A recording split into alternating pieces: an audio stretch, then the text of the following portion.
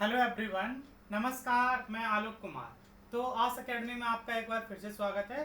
तो आज के इस वीडियो में हम डिस्कस करने वाले हैं जो आपका आरपीएससी फर्स्ट ग्रेड बायोलॉजी 2025 का जो क्वेश्चन पेपर हुआ है, इसका पार्ट 1। टोटल जो है वो आपका यहाँ पर एग्जाम में 150 क्वेश्चंस आते हैं और 150 क्वेश्चंस को हमने 3 पार्ट में डिस्कस करना है। पार्ट ए में हम 50 क्वेश्चन डिस्कस करेंगे, पार्ट 2 जो है उसमें हम 50 क्वेश्चन डिस्कस करेंगे और जो बचे हुए 50 क्वेश्चन है वो पार्ट 3 में हम डिस्कस करेंगे। तो यहाँ पर जो आप इस लेक्चर का जो पीडीएफ है ये आप हमारे ऐप से डाउनलोड कर पाएंगे और वहाँ पर ये आपको फ्री ऑफ कॉस्ट जो है वो देखने को ये पीडीएफ मिल जाएगा। चलिए शुरू करते हैं। तो आज का जो हमारा पहला क्वेश्चन है, इस क्वेश्चन में पूछा गया है which of the following statement regarding limb regeneration in salamander. तो सैलामेंडर जो है वो आपका एक एम्फीबिया है। जैसे आपका फ्रॉग होता है एम्फीबिया, वैसे ही आपका सैलामेंडर भी क्या है, एक एम्फीबियन है। इस करेक्ट कह रहा है कि जो सैलामेंडर है उसमें लिम्ब का रीजनरेशन होता है, तो उसके रिगार्डिंग जो है वो कौन सा स्टेटमेंट जो है वो आपसे पूछा है कि करेक्ट है।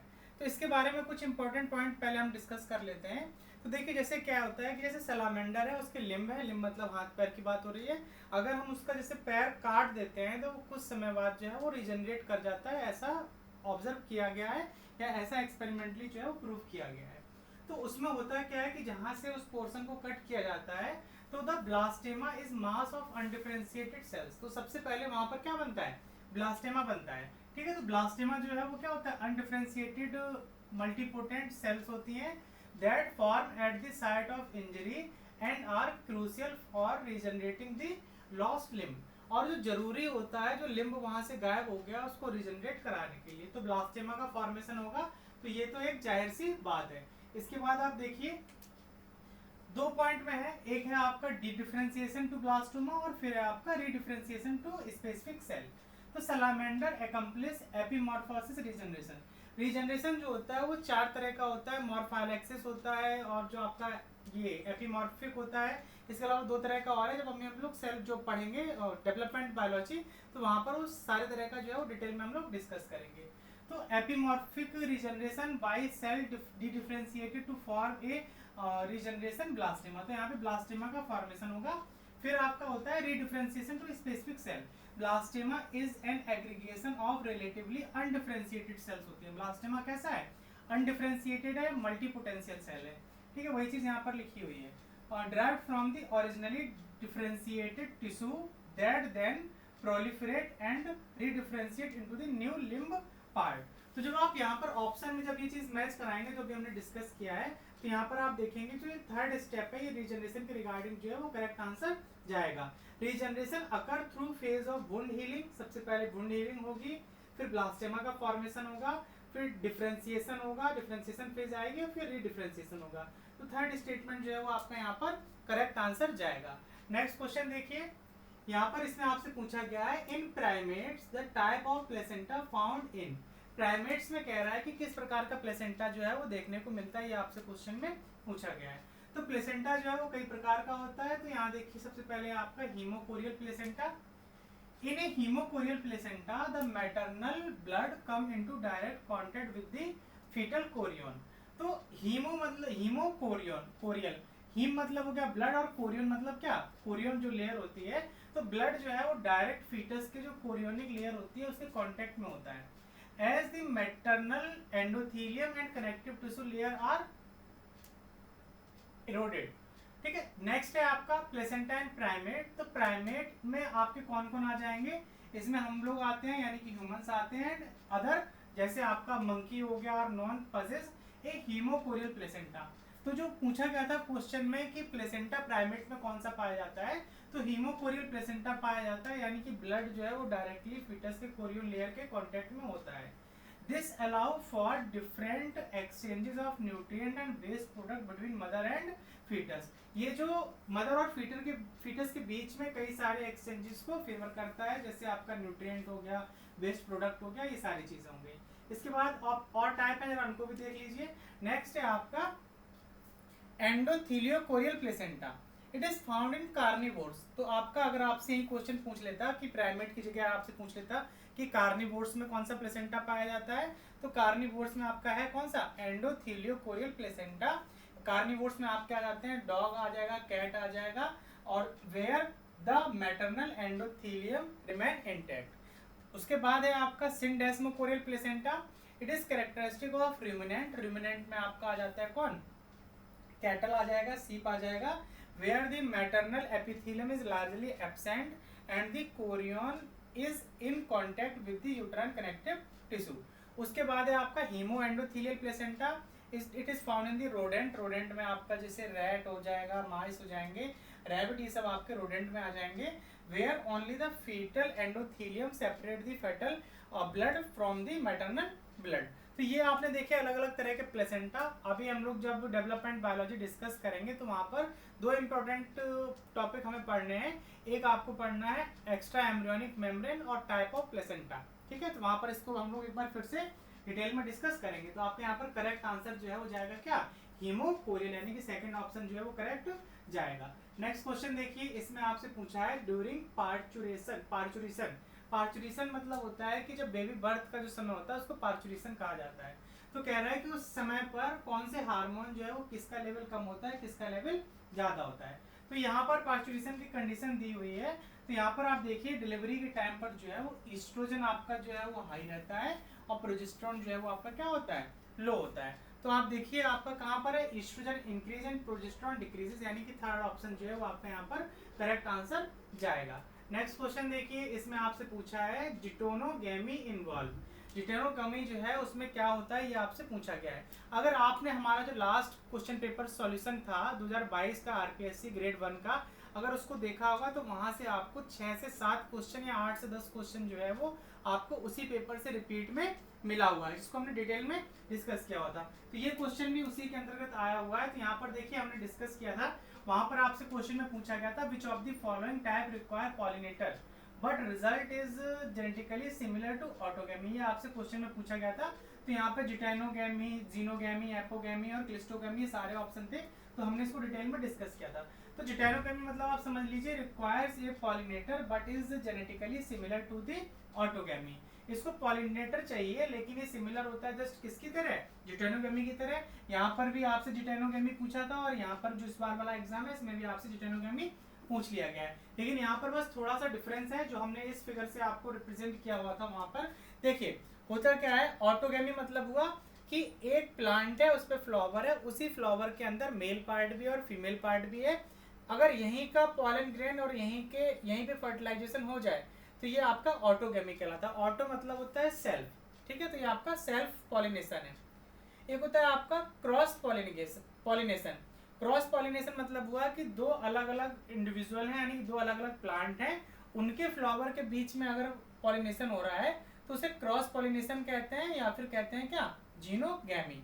एक होता है आपका सेल्फ पॉलिनेशन, सेल्फ पॉलिनेशन मतलब हुआ कि एक फ्लावर है, एक ही प्लांट के दो फ्लावर हैं, एक फ्लावर ये है और एक फ्लावर ये है, दोनों में क्या होता है कि पॉलिनेटर की रिक्वायरमेंट होती है लेकिन पॉलिनेशन हो रहा है सेम फ्लावर पर, तो इसको एक तरह से सेल्फ पॉलिनेशन भी कह सकते हैं, लेकिन इसमें आपको वेक्टर की रिक्वायरमेंट पड़ती है।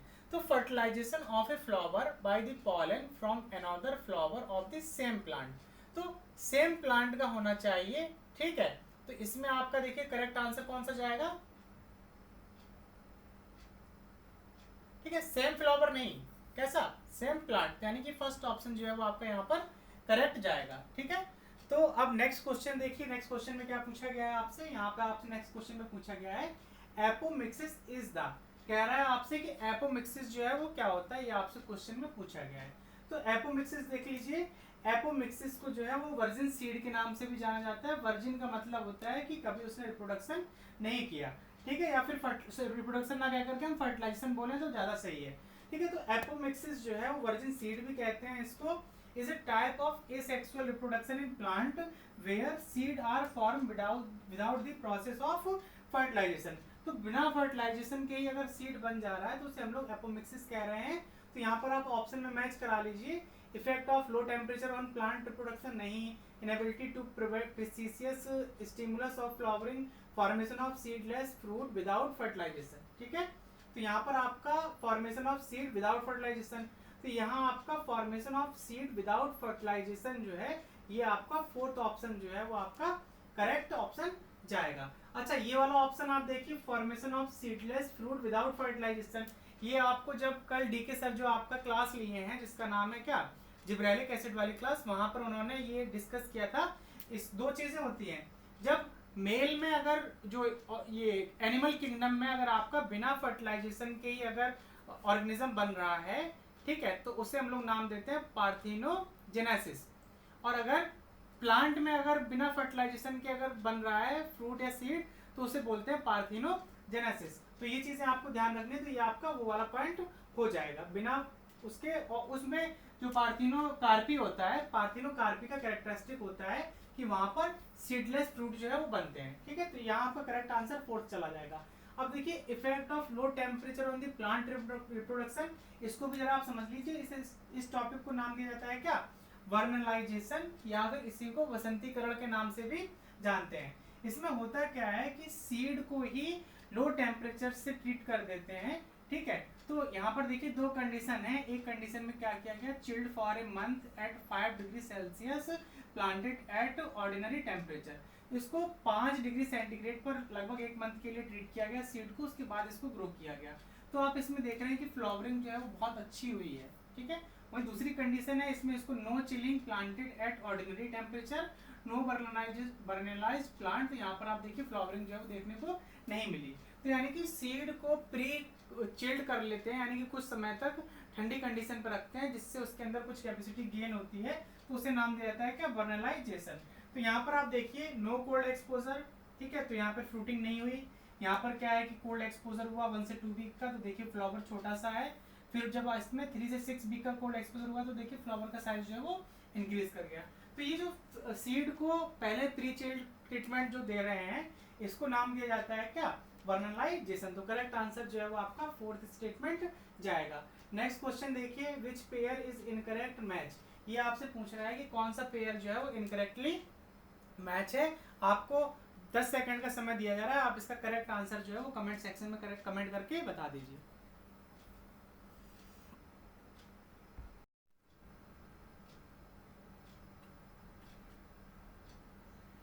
चलिए इसका आंसर देखिए मैच कराते हैं। तो यहाँ पर आप देखिए क्वेश्चन में कहा है होलोब्लास्टिक अनइक्वल क्लीवेज। तो होलोब्लास्टिक अनइक्वल क्लीवेज जो है वो आपका फ्रॉग एग में देखने को मिलता है। आपसे क्वेश्चन में पूछा गया था कि कौन जो है वो इनकरेक्ट मैच है, ये आपसे क्वेश्चन में पूछा गया है, ठीक है। तो होलोब्लास्टिक अनइक्वल क्लीवेज कहाँ पर देखने को मिल रहा है, फ्रॉग में मिल रहा है देखने को। तो होलोब्लास्टिक अनइक्वल क्लीवेज फ्रॉग में, तो ये स्टेटमेंट हमारा सही है। हमसे पूछा है इनकरेक्ट कौन सा है, ठीक है। तो यहाँ पर देखिए frog egg have moderate amount of yolk which lead to holoblastic, यानी कि कंप्लीट, होलो मतलब हो गया complete cleavage, but the unequal distribution of yolk result in the unequal division of blastomere. तो होता क्या है कि उसमें योग का डिस्ट्रीब्यूशन जो है वो अनइक्वल होता है, इसीलिए जो ब्लास्टोमियर है अनइक्वल साइज के बनते हैं, यानी कि ऑड और इवन यानी कि छोटे बड़े बनते हैं। तो इसीलिए इसको होलोब्लास्टिक अनइक्वल क्लीवेज कह रहे हैं और फ्रॉग में पाया जा रहा है। दूसरा है आपका मीरोब्लास्टिक डिस्कॉइडल क्लीवेज, ये आपका बर्ड्स में देखने को मिलता है। और टीलोलिसाइथल मतलब हुआ कि उसमें जो योग होता है वो एक सेंटर की ओर प्रेजेंट होता है, ठीक है।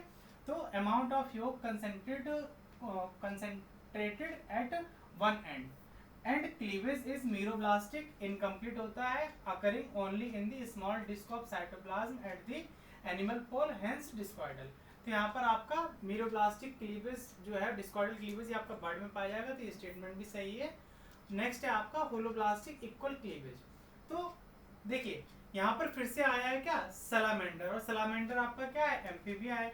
तो एम्फीबिया में अभी आपका यहाँ पर हमने देखा कि होलोब्लास्टिक अनइक्वल क्लीवेज होता है, लेकिन यहाँ पर क्या बोल रहा है, होलोब्लास्टिक इक्वल क्लीवेज। तो आपका करेक्ट आंसर जो है वो इनकरेक्ट आपसे पूछा गया था, तो यही आंसर जो है वो आपका सही जाना चाहिए। नेक्स्ट देख लीजिए, मीरोब्लास्टिक सुपरफिशियल क्लीवेज जो है ये आपका कॉकरोचेस में देखने को मिलता है। Being insects have centrolecithal egg. तो जो एग होते हैं इंसेक्ट्स के वो सेंट्रोलिसाइथल होते हैं। एक इंपॉर्टेंट टॉपिक ये भी है कि टाइप ऑफ एग या फिर type of egg on the basis of amount of योग, तो ये भी आपसे जनरली क्वेश्चन पूछे जाते हैं। तो इंसेक्ट्स के जो एग होते हैं वो आपके सेंट्रोलिसाइथल होते हैं, योग जो है वो आपका कहाँ पर प्रेजेंट होता है, सेंटर में प्रेजेंट होता है।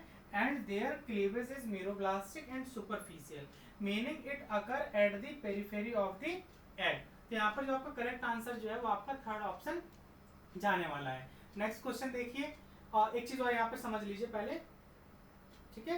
तो salamander like frog are amphibians and exhibit holoblastic cleavage, ठीक है। it is a typically unequal cleavage होता है similar to frog due to the presence of yolk। तो यहाँ पर आपका इक्वल नहीं होगा, कैसा होगा, अनइक्वल होगा, इसलिए स्टेटमेंट गलत है। holoblastic equal cleavage is found in organism with very little amount such as yolk। तो यहाँ पर आपका जो मैमल्स होते हैं, मैमल्स में आपका होलोब्लास्टिक इक्वल क्लीवेज देखने को मिलेगा। नेक्स्ट क्वेश्चन देखिए, नेक्स्ट क्वेश्चन में आपसे पूछा है the inward migration of which of the following cells take place during emboly. कह रहा है आपसे कि एम्बोली के दौरान जो है वो किस सेल्स का इनवर्ड माइग्रेशन होता है, ये आपसे क्वेश्चन में पूछा गया है। तो यहाँ पर आप देखिए जो आपका इनवर्ड माइग्रेशन होता है वो आपका होता है the gastrulation emboly refers to the inward movement of cells especially those that will form the endoderm और मेसोडर्म। तो वो सेल्स जो एंडोडर्म और मेसोडर्म बनाती हैं उनका इंटीरियर ऑफ ब्लास्टुला, ब्लास्टुला के अंदर की तरफ जो है वो इन्वेजिनेशन होता है, किसमें, एम्बोली में होता है। तो यहाँ पर आप देखिए किस ऑप्शन में आपका जा रहा है, आपसे पूछा है एंडोडर्म और मेसोडर्म। तो यहाँ पर एंडोडर्मल है और कॉर्डा मेसोडर्मल है नहीं, एपिडर्मल नहीं है, एंडोडर्मल एंड मेसोडर्मल सेल। तो यहाँ पे थर्ड स्टेटमेंट जो है वो आपका यहाँ पर करेक्ट आंसर जाएगा। इन्वेजिनेशन क्या है, इन्वोल्यूशन क्या है, इंग्रेशन क्या है, डिलेमिनेशन क्या है और एपिगोली। तो इन्वेजिनेशन मतलब समझिए अंतर्दहन। अंतर्दहन मतलब क्या होता है कि जो ये infolding of cell sheet into the embryo. तो एम्ब्रियो में अंदर की तरफ जो है सेल सीड जो है वो अंदर की तरफ धस जाएगी। आपका है इन्वोल्यूशन। इन्वोल्यूशन में मतलब होता है turning of cell sheet over the basal surface of an outer layer. यहाँ पर क्या होगा कि अंदर की तरफ जो है वो टर्निंग हो जा रही है एक सेल की दूसरे सेल लेयर के ऊपर। नेक्स्ट है आपका इंग्रेशन। इंग्रेशन में मतलब क्या होता है कि कुछ सेल्स जो है वो माइग्रेट करके अंदर की तरफ मूव करने लगते हैं। तो migration of individual cell into the embryo. Delamination मतलब होता है कि एक लेयर टूट करके दूसरी लेयर के ऊपर चढ़ जाएगी। तो स्प्लिटिंग और migration of one sheet into two sheet. Epiboly है the expansion of one cell sheet over other cell. तो ये चीज आपने देखा अलग अलग तरह के, ये आपसे यहाँ से भी क्वेश्चन देखने को मिलता है। तो हम लोग डेवलपमेंट पढ़ेंगे तो वहाँ पर ये भी एक बार डिटेल में देखेंगे, ठीक है। आगे बढ़ते हैं यहाँ पर। This process is crucial for establishing the three germ layer. आपकी तीन जर्म लेयर होती हैं, एक्टोडर्म, मेसोडर्म और endoderm, and initiating the formation of the gut and other internal structures. तो यहाँ पर करेक्ट आंसर जो है वो आपका थर्ड स्टेटमेंट जाएगा। नेक्स्ट क्वेश्चन देखिए, Ubisch bodies are involve in development of which of the following. तो कह रहे हैं कि जो ओबिस बॉडीज है वो किसके डेवलपमेंट में जो है वो होते हैं, ठीक है। तो यहाँ पर आप देखेंगे तो जो आपका ये पॉलन ग्रेन होते हैं, तो यहाँ पर Ubisch bodies also known as orbicules. तो ओबिस बॉडीज कहकर पूछा जाए या फिर आपसे पूछे क्या ऑर्बिक्यूज, तो आप समझ जाएंगे कि दोनों ही एक ही चीज के बारे में बात की गई है। ये पाए जाते हैं tapetum layer of anther in the flowering plant. जो फ्लावरिंग प्लांट के एंथर होते हैं उसमें ये पाया जा रहा है। नेक्स्ट देखिए आगे, they are crucial for the development and maturation of pollen grain. तो ये पॉलन ग्रेन के डेवलपमेंट और मैचुरेशन में इंपॉर्टेंट रोल प्ले करते हैं। तो यहाँ पर जो करेक्ट आंसर जाएगा वो आपका जाएगा क्या, पॉलन ग्रेन्स, यानी कि थर्ड ऑप्शन जो है वो आपका करेक्ट आंसर जाने वाला है। Specially participating in the formation of the outer covering exine और microscope which layer become pollen grain. तो यहाँ पर देखिए जो आपका जो पॉलन ग्रेन होता है वहाँ पर दो लेयर होती हैं। आउटर लेयर होती है उसको एक्साइन बोलते हैं और जो इनर लेयर होती है उसको इंटाइन बोलते हैं। आउटर मतलब होता है एक्सटर्नल, तो एक्सटर्नल ई से शुरू होता है और एक्साइन भी ई से शुरू होता है। इंटरनल आई से शुरू होता है और इंटाइन भी आई से शुरू होता है। तो इस तरह से आप याद रख सकते हैं कि कौन सी एक्सटर्नल लेयर है और कौन सी लेयर जो है वो इंटरनल है। तो करेक्ट आंसर जो है वो आपका थर्ड स्टेटमेंट जाएगा। नेक्स्ट क्वेश्चन देखिए, यहाँ पर आपसे पूछा है कि in plant the term vegetative reproduction is generally used for the asexual reproduction.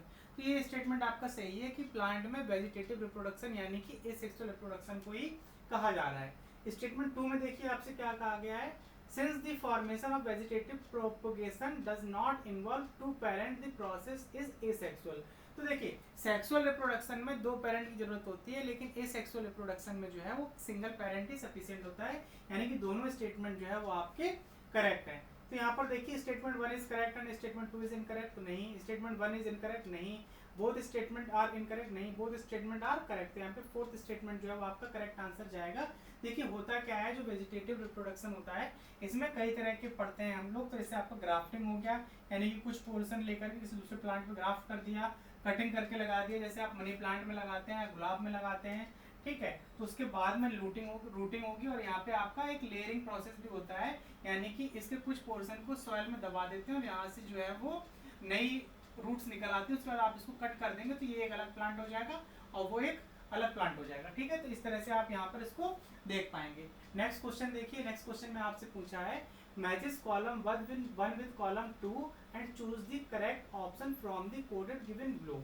तो यहाँ पर आपको कॉलम 1 दिया हुआ है, कॉलम 2 दिया हुआ है, कैरेक्टरिस्टिक दिया हुआ है और पूछ रहा है कि किसमें ये देखने को मिलता है। तो यहाँ पर आप देखिए मोनोस्पोरिक 8 न्यूक्लियाई। तो मोनोस्पोरिक 8 न्यूक्लियाई जो है ये एम्ब्रियो सैक जो है, this type of embryo sac develop from one functional megaspore and undergo 3 mitotic division. तो 3 माइटोटिक डिवीजन मतलब एक से आपका 2 बना, 2 से बनेगा 4 और 4 से बनेगा 8। एक माइटोटिक डिवीजन एक ये हो गया, दूसरा ये हो गया और 3 ये हो गया। तो 3 माइटोटिक डिवीजन जब होंगे तो आपका 8 न्यूक्लियाई बनेंगे। This is the characteristic of the polygonum type. ये पॉलीगोनम टाइप का क्या होता है, कैरेक्टरिस्टिक होता है। तो यानी कि ये आपका ए का चला जाएगा, क्या थर्ड ऑप्शन जाएगा। तो ए का थर्ड देखिए 2 ऑप्शन में मिल रहा है, एक सेकंड में मिल रहा है और एक फोर्थ में मिल रहा है। बाकी का देखिए टेट्रास्पोरिक एम्ब्रियो सैक, ठीक है। तो आपका बी पहले देखिए बाइस्पोरिक एम्ब्रियो सैक। तो bisporic embryo sac, this type of embryo sac develop from 2 functional megaspore. A common example is the Allium type. तो ये आपका बाइस्पोरिक एम्ब्रियो सैक जो है ये आपका एलियम टाइप हो गया, यानी कि बी का सेकंड हो जाएगा। तो बी का सेकंड देखिए आपको दोनों में ही मिला, तो यहाँ से आपका आंसर नहीं निकलेगा। नेक्स्ट है आपका टेट्रास्पोरिक एम्ब्रियो सैक। तो टेट्रास्पोरिक एम्ब्रियो सैक जो है वो from all 4 megaspore. Common example जो है वो आपका एडोक्सा टाइप है और उसके अलावा जो है वो यहाँ पे आपका परप्रोमा टाइप। तो एलोक्सा टाइप जो है ये आपका सी का चला जाएगा, क्या फोर्थ चला जाएगा। तो सी का चला गया फोर्थ, यानी कि सेकंड ऑप्शन जो है वो आपका करेक्ट जाएगा और फोर्थ ऑप्शन जो है वो आपका यहाँ पर कट जाएगा। नेक्स्ट आप देख लीजिए मोनोस्पोरिक 4 न्यूक्लियाई एम्ब्रियो सैक। तो मोनोस्पोरिक 4 न्यूक्लियाई जो एम्ब्रियो सैक होता है वो आपका ओइनोथेरा टाइप आपका देखने को मिलता है। तो डी का फर्स्ट यानी कि सेकंड ऑप्शन जो है वो आपका यहाँ पर करेक्ट आंसर जाने वाला है। चलिए नेक्स्ट क्वेश्चन की तरफ हम यहाँ पर मूव करेंगे। इसमें आपसे पूछा है which of the following phrases best describe N instinctive behaviour. तो कौन जो है वो इंस्टिंक्टिव बिहेवियर को अच्छे से एक्सप्लेन कर रहा है वो आपसे क्वेश्चन में पूछा गया है। तो ये यानी कि आपका एनिमल बिहेवियर का क्वेश्चन है। यहाँ पर आप देखिए तो इंस्टिंक्टिव बिहेवियर और इनेट बिहेवियर, ये आपका इनेट बिहेवियर होता है। देखिए 2 तरह के बिहेवियर होता है, एक इनेट बिहेवियर होता है और एक एक्वायर्ड बिहेवियर होता है। जिस तरह से इम्यून सिस्टम 2 तरह का होता है ना, इनेट और एक्वायर्ड, उसी तरह से बिहेवियर भी 2 तरह का है। इनेट मतलब होगा जो जन्मजात होता है, जैसे बच्चे को भूख लगेगी तो वो रोएगा, उसको कोई सिखाया नहीं कि बेटा जब भूख लगेगी तो तुम रोने लगना, ठीक है। तो यहाँ पर आप देखिए तो ये आपका इनेट बिहेवियर है, meaning they present from the birth and are not learn. इनको सीखा नहीं जाता, ये बचपन से ही इनबिल्ड होते हैं। They are all relatively inflexible. Inflexible मतलब होता है कि इसमें चेंजेस नहीं होते। Often appearing as fix action pattern, यानी कि एक एफएपी का जो है वो उसकी तरह अपीयर होते हैं। That are performed in response to a specific stimulus, ठीक है। तो ये आपका यहाँ पर देखिए टिपिकली इनेट होते हैं और रिलेटिवली इनफ्लेक्सिबल होते हैं, यानी कि फर्स्ट स्टेटमेंट जो है वो आपका यहाँ पर करेक्ट आंसर जाने वाला है। नेक्स्ट देखिए इस कॉलम में आपको कॉलम 1 को कॉलम 2 से मैच कराना है। कॉलम 1 में आपका एनिमल दिया हुआ है और कॉलम 2 में दिया गया है कि उसका बिहेवियर जो है वो किस प्रकार का है। तो यहाँ पर आप देखिए सबसे पहले है आपका स्टिकल बैग। तो स्टिकल बैग जो है वो किससे मैच कराना है, वोल्फ स्पाइडर, बी और स्पाइडर स्पाइनी लोबस्टर।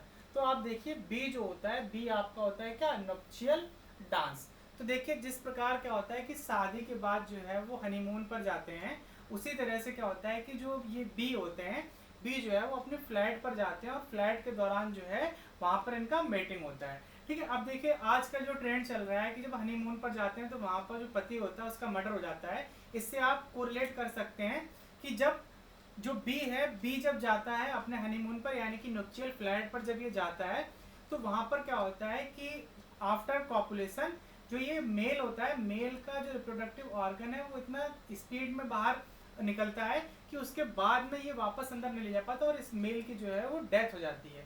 तो जिस प्रकार हनीमून पर आजकल पति मारे जा रहे हैं, उसी प्रकार जब ये नुक्चियल फ्लाइट पर जब मेल भी जाती है तो वहां पर ये इसकी डेथ हो जाती है। तो सी का आपका चला जाएगा क्या, फोर्थ जाएगा। तो सी का फोर्थ आपके दो ऑप्शन में देखने को मिल रहा है। बाकी के ऑप्शन भी आप देख लीजिए यहाँ पर।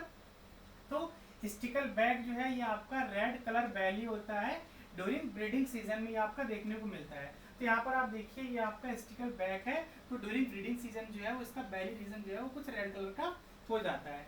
नेक्स्ट है आपका वोल्फ स्पाइडर, ये आपका फ्लैगिंग होता है, ये कोड से डिस्प्ले करता है। तो वोल्फ स्पाइडर जो है वो आपका कोड से डिस्प्ले करेगा। बी जो है ये आपका नक्चियल फ्लाइट हो जाएगा, mating flight of queen bee and drone. Spiny lobster rasping sound produce करते हैं बाय रबिंग एंटलर। तो ये आपका हो जाएगा क्या, ये आपका स्पाइनी लोबिस्टर हो जाएगा। ये आपका है क्या नक्चियल फ्लाइट वाला जो है आपका हनी बी का हो जाएगा। तो वो आप मैच करा लीजिए। तो स्टिकल बैक जो है वो आपका हो जाएगा क्या रेड कलर बैली, तो यानी कि ए का चला जाएगा आपका क्या थर्ड चला जाएगा। तो ए का थर्ड देखिए, ए का थर्ड जो है वो आपका फोर्थ ऑप्शन में देखने को मिल रहा है। स्पाइनी लोबिस्टर जो है वो आपका रेस्पिंग साउंड हो जाएगा, तो ये आपका डी का चला जाएगा क्या सेकंड। तो फोर्थ ऑप्शन जो है वो आपका यहाँ पर करेक्ट जाएगा। नेक्स्ट क्वेश्चन देख लीजिए। नेक्स्ट क्वेश्चन क्या कह रहा है, if the number of chromosome in the root tip of a maize plant. तो कह रहा है कि जो मेज प्लांट है उसके रूट टिप में है 36 नंबर ऑफ क्रोमोसोम है। What would be the their number in endosperm. तो जैसा कि हमें पता है कि जो एंडोस्पर्म होता है वो आपका ट्रिपलेट होता है, यानी कि 3n होता है। तो आप देखिए 3n करने के लिए क्या करना होगा, 36 इसको 3 टाइम करिए, 36 36 और 36, ठीक है। तो ये आप फिर इनको आप जोड़ेंगे तो ये आपका 108 के अराउंड आ जाएगा। 36 18 की 8 और यहाँ पे जब आप एक चला जाएगा तो 3 का 9 और 1 10, तो 108 जो है वो आपका यहाँ पर करेक्ट आंसर जाएगा। ये आपका 3n होता है। यहाँ पर आप देख लीजिए root tip cells are somatic cells are diploid. Root tip जो होती है वो डिप्लॉयड होती हैं, ठीक है। और यहाँ डिप्लॉयड मतलब 2n, तो एक n ये हो गया, एक n ये हो गया और एक n ये हो गया, तो ये 2n होती है, ठीक है। वही जो आपका ये क्या नाम है इसका, ये एंडोस्पर्म होता है, ये आपका 3n होता है। तो ये आपका 108 यहाँ पर करेक्ट आंसर चला जाएगा। द एंडोस्पर्म इन मेज इन एंजियोस्पर्म इज ट्रिप्लॉयड। तो ये मेज का जो एंडोस्पर्म होता है वो आपका क्या होता है, ट्रिप्लॉयड होता है। नेक्स्ट क्वेश्चन देखिए। नेक्स्ट क्वेश्चन में पूछ रहा है Thompson gazelle mark their territory by scent like substances produced by the gland which are situated in. तो जो थॉम्पसन गजेली है ये डियर की तरह दिखता है। तो कह रहा है कि एक सैंड प्रोड्यूस करते हैं, वो सैंड जो है वो कहाँ से रिलीज किया जाता है, ये आपसे क्वेश्चन में पूछा गया है। तो यहाँ पर आप देख लीजिए Thompson gazelle mark their territory using scent like substances produced by the gland located near their eye. तो उनके आई के पास में ग्लैंड प्रेजेंट होती है, जिसे नाम दिया जाता है क्या प्री ऑर्बिटल ग्लैंड। तो यहाँ पे करेक्ट आंसर जो है ये आपका बिलो आई चला जाएगा, यानी कि फोर्थ स्टेटमेंट जो है वो आपका करेक्ट जाएगा। अब इसके बाद आप देख लीजिए कि आप देख पा रहे हैं जो ये आपको दिख रहा है ऑर्गेनिज्म, ये आपका है थॉम्पसन गजेली। तो इसका जो नाम थॉम्पसन गजेली जो दिया गया है वो जोसेफ थॉम्पसन करके एक साइंटिस्ट थे, उन्होंने इसके बारे में स्टडी किया था। तो इनके नाम का जो सरनेम था थॉम्पसन, इनके नाम पर जो है वो थॉम्पसन जो है वो इसको नाम दे दिया गया थॉम्पसन गजेली। यहाँ पर आप देख लीजिए थॉम्पसन गजेली, इसका जो जूलॉजिकल नाम हो जाएगा वो हो जाएगा क्या इडोरेकस थॉम्सोनी। तो ये इसका हो गया जूलॉजिकल नाम। Is one of the best known species of gazelle, it's name after explorer Joseph Thompson. इसको जोसेफ थॉम्पसन के नाम पर जो है वो इसका नाम जो है वो ये रखा गया। नेक्स्ट देखिए, नेक्स्ट क्वेश्चन में क्या कह रहा है, यहाँ पर आपसे पूछा है सेलेक्ट द इनकरेक्ट स्टेटमेंट। आपसे कह रहा है कि इसमें से आपको बताना है कि कौन सा स्टेटमेंट जो है वो इनकरेक्ट है। आपको मैं 10 सेकंड का समय दे रहा हूँ, करेक्ट आंसर जो है वो आप यहाँ पर कमेंट सेक्शन में कमेंट कर दीजिए।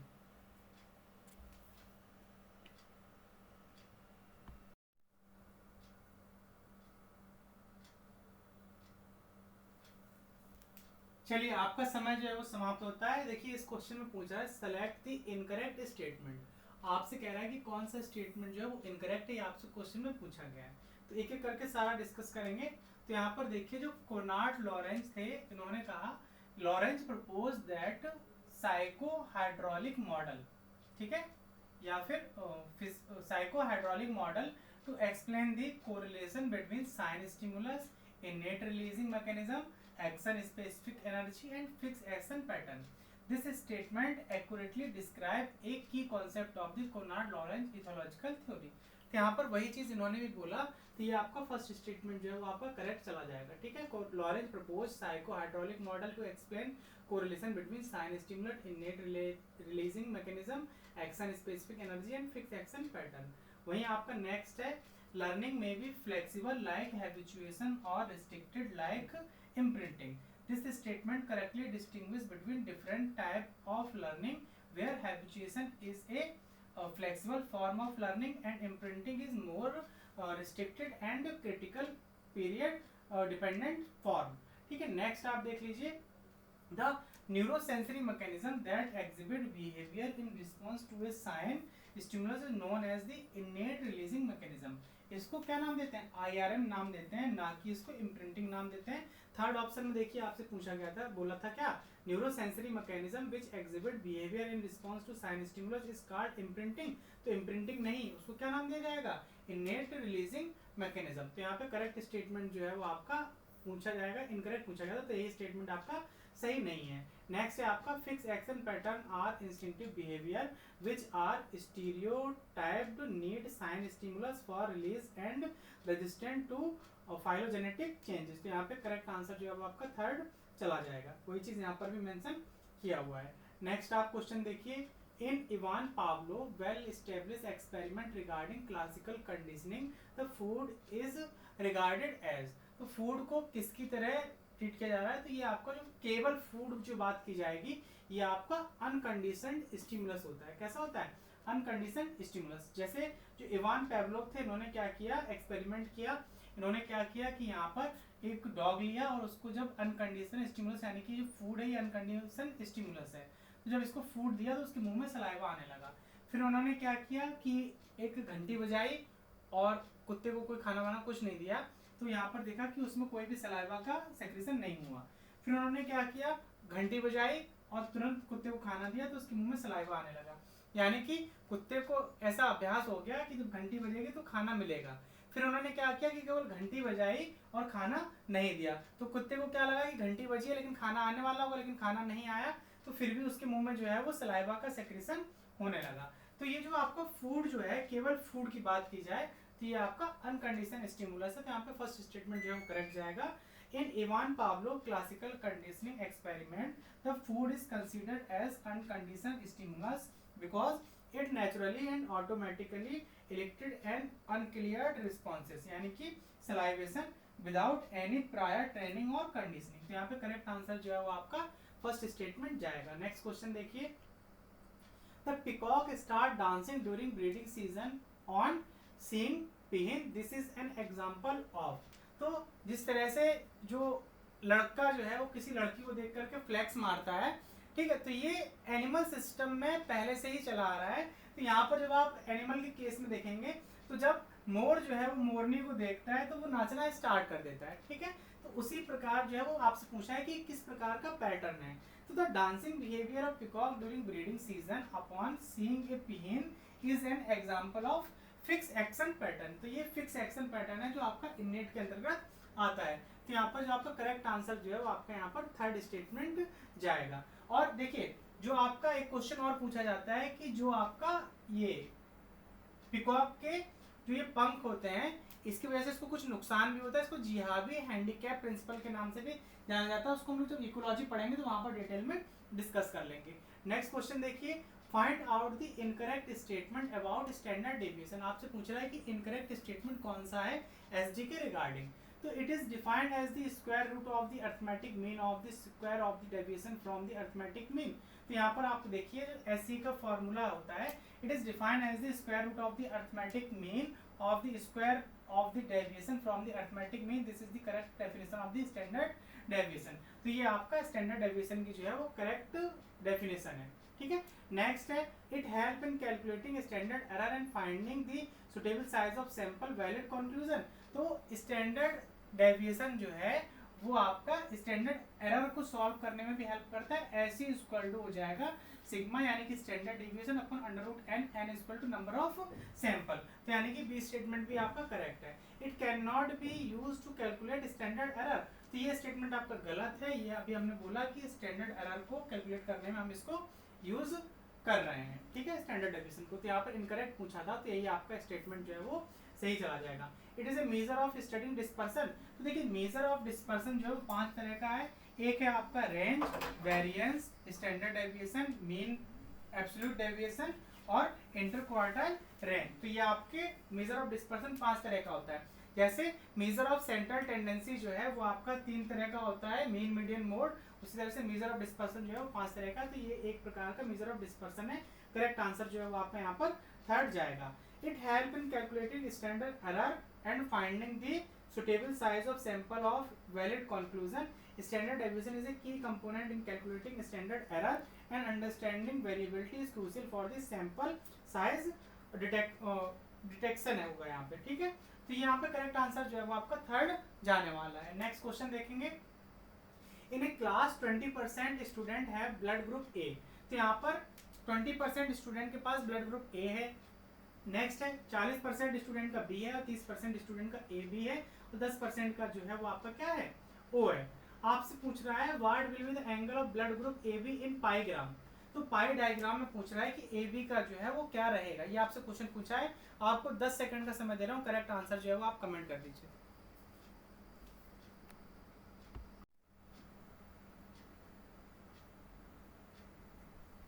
चलिए देखिए इसको पाई डायग्राम में कैसे सॉल्व करेंगे। तो देखिए जो ये आपका एक सर्कल होता है ये आपका 360 डिग्री का होता है, ठीक है। अब देखिए यहाँ पर आपसे पूछा था क्या कि जो आपका ए बी है वो आपका कितना है, सॉरी ए बी जो है वो आपका कितना है, 30% है। ए जो है वो आपका 20 है, बी जो है आपका 40 और ए बी जो है वो आपका 30 है। तो इसको आप लगाएंगे कैसे, तो ये हो जाएगा आपका 360 इंटू ये आपका हो जाएगा कितना 30% अपॉन 100। कैलकुलेट करिए, 0 से 0 गया, 0 से 0 गया, इसको आप जब इसमें इंटू कराएंगे तो 6 18 की 8, ठीक, हासिल 1, 3 का 9 और 1 10। तो ये आपका 108 डिग्री जो है वो इसका करेक्ट आंसर जाएगा, यानी कि जो आपका ये सेकंड ऑप्शन जो है ये आपका करेक्ट आंसर जाएगा, ठीक है। नेक्स्ट क्वेश्चन देखेंगे हम। Which type of learning was demonstrated by W. Kohler in chimpanzee, तो चिंपैंजी में कोहलर ने जो स्टडी की उसको क्या नाम दिया गया, ये आपसे पूछा गया है, ठीक है। तो यहाँ पर आप देखिए जो चिंपैंजी में कोहलर ने स्टडी की थी, तो वोल्फ कोहलर इनका पूरा नाम है। ये एक जर्मन साइकोलॉजिस्ट थे या फिर फिजियोलॉजिस्ट थे। Is known for his experiment with chimpanzees particularly Sultan, तो जिस चिंपैंजी को इन्होंने यूज किया था उसका नाम था सुल्तान, ठीक है। विच डिमॉन्स्ट्रेटेड इनसाइट लर्निंग, और किस चीज को रिप्रेजेंट किया था, इनसाइट लर्निंग को। तो यहाँ पर करेक्ट आंसर जो है वो आपका बी ऑप्शन जाएगा। अब देखो उन्होंने क्या किया था कि जैसे मान लो छत पर एक केज लिया, उसमें छत पर केले लटका दिए और रूम में कई सारे बॉक्सेस रख दिए और उन्होंने देखा कि ये बंदर जो है वो ये केले तक पहुंचने के लिए क्या क्या प्रयास करता है। तो यहाँ पर आप देखिए इस फिगर में आप देख पाएंगे कि सीढ़ी रखी थी, कभी कभी बॉक्सेस रखे थे और केलों तक इस बंदर को पहुंचना था। तो इस तरह से ये सुल्तान था, इसने अपने जो एम था यानी कि केले थे उसको अचीव किया। और ये एग्जांपल था किसका, इनसाइट लर्निंग का। यहाँ पर बॉक्सेस वाला एग्जांपल भी दिया हुआ है, किसी में डंडा दे दिया, तो इसने सारी कोशिश की कि किस तरह से केले तक पहुंचा जाए।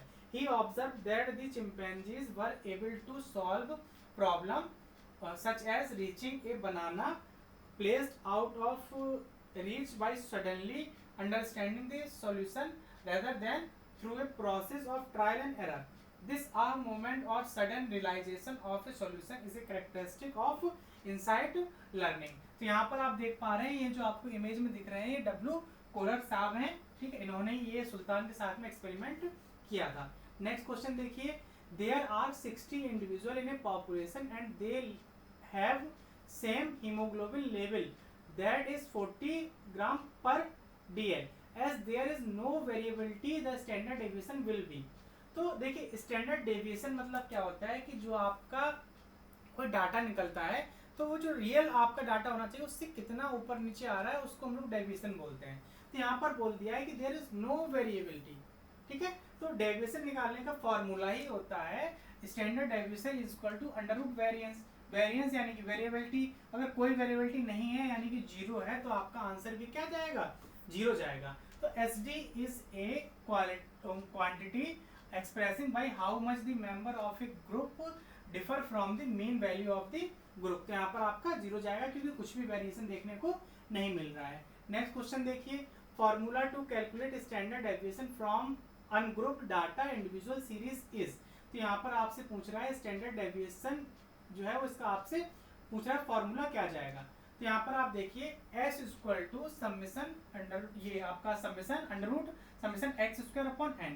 तो यहाँ पर आपको देखिए दो ऑप्शन जो है वो क्लोजली दिखेंगे, एक आपको ये दिख रहा है और एक आपको ये दिख रहा है। तो यहाँ पर आपको ध्यान रखना है अंडर रूट जो है वो होल का है, तो यानी कि फर्स्ट स्टेटमेंट जो है वो आपका ये ऑप्शन करेक्ट जाएगा। इसके अलावा पॉपुलेशन और सैंपल में लगाने के लिए इसी फॉर्मूले में थोड़ा सा चेंजेस किए जाते हैं। तो ये आपका हो जाता है क्या, sigma equal to summation x minus mu इसका स्क्वायर अपॉन एन, वहीं आपका हो जाएगा x माइनस एक्स बार का square upon n minus one. तो यहाँ पर n equal to total number of observation है और यहाँ पर जो आपका ये माइक्रो है तो पॉपुलेशन ऑफ मीन है। ठीक है, यहाँ पर आपका जो x बार है वो आपका क्या है, द सैंपल मीन है। तो इस तरह से इन फॉर्मूला के द्वारा भी इस चीज को कैलकुलेट किया जा सकता है। ठीक है, नेक्स्ट देखेंगे हम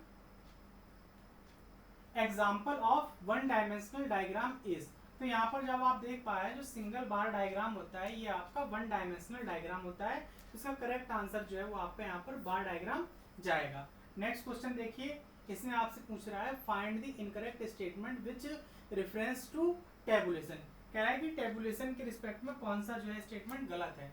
तो column and row should be number, तो कॉलम और रो दोनों को क्या करना चाहिए, हमें नंबर करना चाहिए, सही है। Row and column need not to arrange in logical order, तो ये स्टेटमेंट कुछ डाउटफुल है।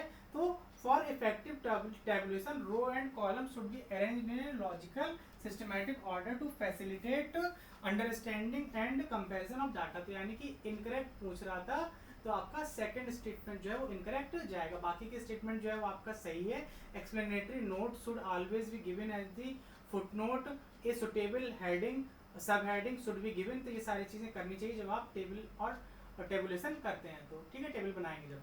नेक्स्ट है आपका, इसमें आपसे पूछा है weight in gram of 50 insects and their frequency was recorded as. तो यहाँ पर देखिए फ्रीक्वेंसीज जो है वो आपका 9 जो है वो दो ऑप्शन में मिल रहा है। तो देखिए होता क्या है कि जो जिसकी फ्रीक्वेंसी मैक्सिमम होती है वही हमारा क्या होता है, मोड होता है। तो यहाँ पर आपका 25 और 26 जो है वो दोनों ऑप्शन जो है वो करेक्ट हो सकते हैं। तो हम यहाँ पर 25 जो है वो इसको करेक्ट मान सकते हैं। तो ये क्वेश्चन आपको कॉमन होने के चांसेस भी है। नेक्स्ट क्वेश्चन देखिए, the type of association between population in which both are benefited but is not obligatory is called। obligatory मतलब होता है कि मैं तुम्हारे बिना नहीं रह सकता। इसका मतलब ये हुआ कि अगर एक ऑर्गेनिज्म नहीं है तो दूसरा जो है वो सर्वाइव ना कर पाए।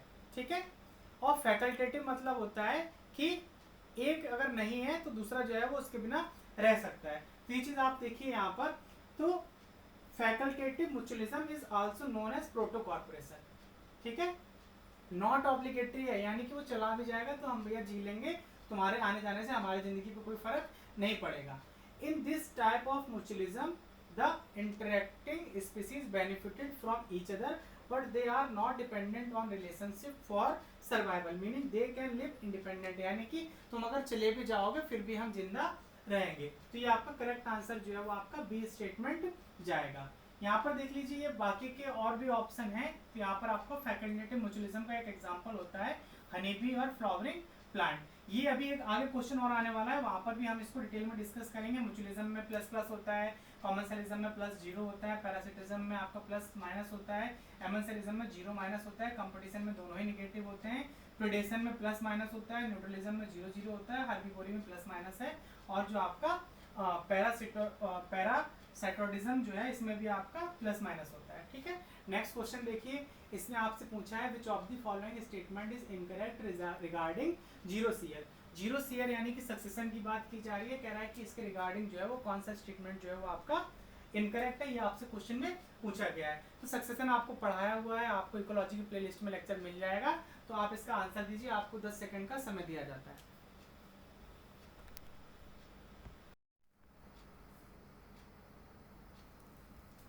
चलिए देखिए, अब आपका समय समाप्त हो चुका है। देखिए, the pioneer colonies on the bare area are always foliose lichen. तो जब बेयर एरिया होता है सबसे पहले वहां पर लाइकेंस आते हैं, ये तो आपको पता है, लेकिन कौन से लाइकेंस आते हैं?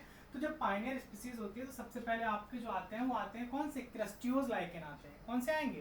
क्रस्टियोज लाइकेन आएंगे। तो यानी कि आपका ये फर्स्ट स्टेटमेंट जो है वो आपका क्या है? इनकरेक्ट है।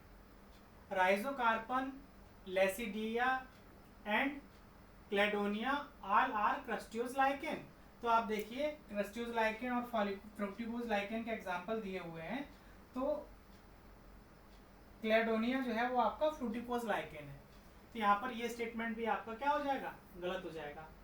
Foliose lichen stages have delicate leaf-like thalli which cover the rock and overshadow the pre-existing crustaceous lichen. When the habitat is changed, the existing lichen start disappearing. तो यहाँ पर आपका इनकरेक्ट स्टेटमेंट पूछा गया था। तो आपके यहाँ पर जो आपके दो स्टेटमेंट हैं, फर्स्ट और सेकंड जो है दोनों इनकरेक्ट है। तो फोर्थ स्टेटमेंट जो है वो आपका यहाँ पर करेक्ट जाना चाहिए। ठीक है, एग्जाम्पल आप देख लीजिए क्रस्टियोज लाइकेन के। ये आपका हो जाएगा एकारोस्पोरा ग्राफिसिस एंड लिकेनोरा। और वहीं आपका फ्रेटिकोस लाइकेन का एग्जाम्पल होता है क्लेडोना, रेमिलिना एंड उसनिया। ठीक है, तीन तरह के लाइकेन हैं आपके। एक हो गया आपका क्रस्टियोस, फॉलियोस एंड फ्रूटिकोस। तो इसको हम लोग डिटेल में डिस्कस करेंगे जब हम लोग लाइकेन्स को पढ़ेंगे। अच्छा, एक चीज और आप देखिए, शायद मुझे लग रहा है कि ये क्वेश्चन है उसमें कुछ मिस्टेक हुआ है। एक मिनट बैक चलते हैं हम लोग जरा। वो जो आपका एंडोस्पर्म वाला था उसमें रूट जो है वो आपसे बोला गया था क्या? 2n बोला गया था। तो रूट अगर 2n है और उसमें क्रोमोसोम का नंबर जो है दिया हुआ था, आपका दिया हुआ था कितना? 36 दिया हुआ था। तो ये आपका 2n है। ठीक है, अगर इसका n अगर देखा जाए तो n इक्वल टू कितना हो जाएगा? 18। तो अगर इसको 3n एंडोस्पर्म है हमारा, तो 18 में अगर हम इसको 3n करेंगे तो n इक्वल टू 18 है। तो 3n करेंगे तो यहाँ पे 36 ना होकर के ये आपका 18, 18 और 18। तो ये आपका 3 बार 18 आएगा। तो इसका करेक्ट आंसर जो है वो आपका यहाँ पर कौन सा जाना चाहिए? ये आपका करेक्ट आंसर जो है वो आपका जाएगा क्या? ये आपका फर्स्ट स्टेटमेंट जो है वो आपका यहाँ पर करेक्ट आंसर जाएगा। आप लोग इसको करेक्ट कर लीजिए। जिस किसी ने थर्ड लगाया तो उसका आंसर गलत जाएगा, तो फर्स्ट आंसर यहाँ पर करेक्ट जाएगा। ठीक है, वापस बढ़ते हैं हम लोग आगे की तरफ।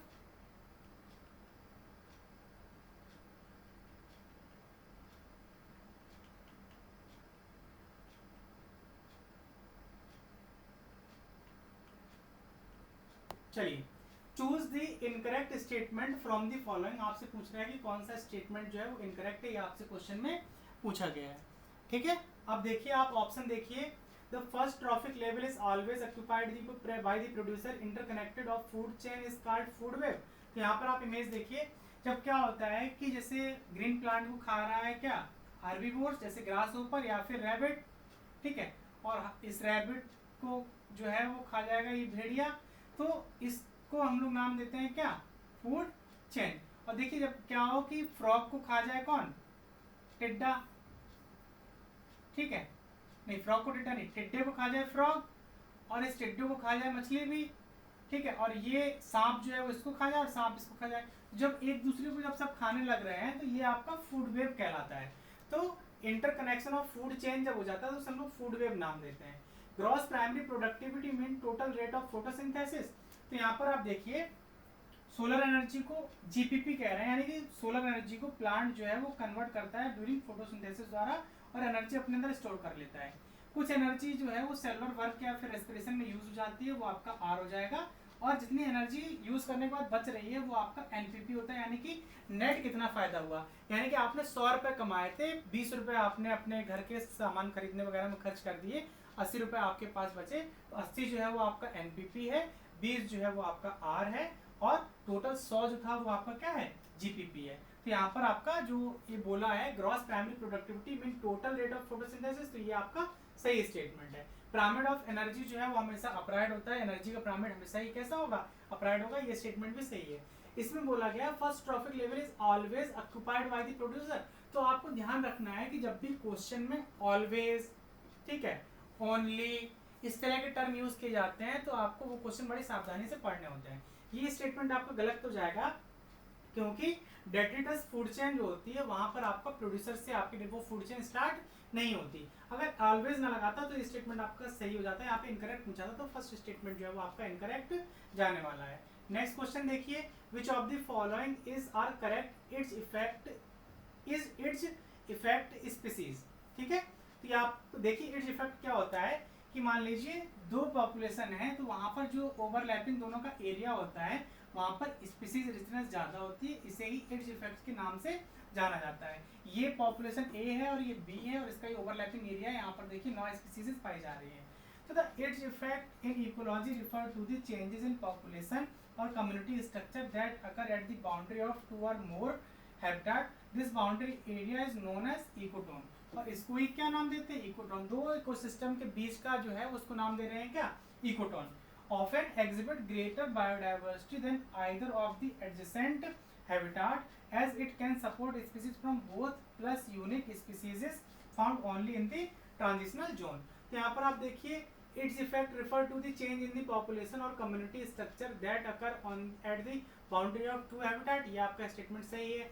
Sometimes the number of species and the population density of some of the species in the ecotone is much greater than either community। This is called its effect। तो हाँ, इसी को इट्स इफेक्ट कह रहे हैं। तो बोथ और ए और बी जो है वो आपके क्या है, यहाँ पर स्टेटमेंट करेक्ट है। तो फोर्थ ऑप्शन आपके यहाँ पर सही आंसर जाएगा।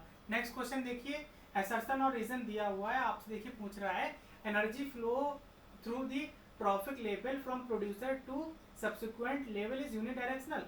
तो एनर्जी फ्लो जो है वो हमेशा यूनिडायरेक्शनल होता है और 10% लैंड जो होता है लेंडरमान का रूल उसके हिसाब से यूनिडायरेक्शनल होगा और हर लेवल पर 10% एनर्जी केवल ट्रांसफर होती है। ठीक, तो फर्स्ट स्टेटमेंट सही है। Both assertion and reason are true. अब देखिए यहाँ पे जो इसका रीजन है वो देखिए, energy level decreases from the first trophic level upward due to loss of energy in the form of heat and each trophic level. तो हाँ, जैसे जैसे हम लोग ट्रॉफिक लेवल पे बढ़ेंगे हीट के फॉर्म में जो है वो एनर्जी क्या होती है, लॉस होती है। तो यहाँ पर both assertion and reason are true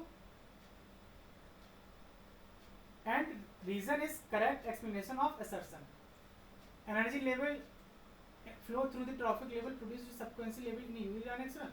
तो दोनों ही स्टेटमेंट जो है वो आपके यहाँ पर करेक्ट जाने वाले हैं, यानी कि फोर्थ स्टेटमेंट जो है वो आपका इसका सही जाएगा। नेक्स्ट क्वेश्चन देखिए, द पॉसिबल कॉम्बिनेशन 0 या फिर no significant plus benefited and harm are given below. तो यहाँ पर ये दिया हुआ जो भी हमने पीछे डिस्कस किया था, +0 दिया हुआ है, माइनस माइनस माइनस माइनस आपका होता है क्या, कंपटीशन होता है। तो सी का सेकंड देखिए आपका कहाँ जा रहा है, तो एक इस ऑप्शन में जा रहा है एक इसमें जा रहा है। ठीक है, अब बाकी के ऑप्शन जो है यहाँ से आप मैच करा लीजिए। प्लस प्लस आपका म्यूचुअलिज्म है तो प्लस प्लस कहीं पे दिया नहीं है। +0 जो है वो आपका क्या होता है, कॉमन सेलिज्म होता है। तो प्लस और 0 जो है वो आपका कॉमन सेलिज्म है, यानी कि ए का आपका चला जाएगा क्या, थर्ड जाएगा, ए का थर्ड। तो यहाँ पे आपका केवल फर्स्ट ऑप्शन जो है वहाँ पर मैच हो रहा है, तो यानी कि आपका फर्स्ट स्टेटमेंट जो है वो आपका करेक्ट जाएगा और सी का सेकंड। तो फर्स्ट स्टेटमेंट आपका सही चला जाएगा। आप यहाँ पर देखिए प्लस माइनस पैरासिटिज्म, यानी कि जो पैरासाइट है उसको फायदा हो रहा है और जो जिसके ऊपर वो पैरासाइट है यानी कि होस्ट को नुकसान हो रहा है। 0 माइनस एमेंसेलिज्म, नेगेटिव नेगेटिव आपका कंपटीशन हो गया।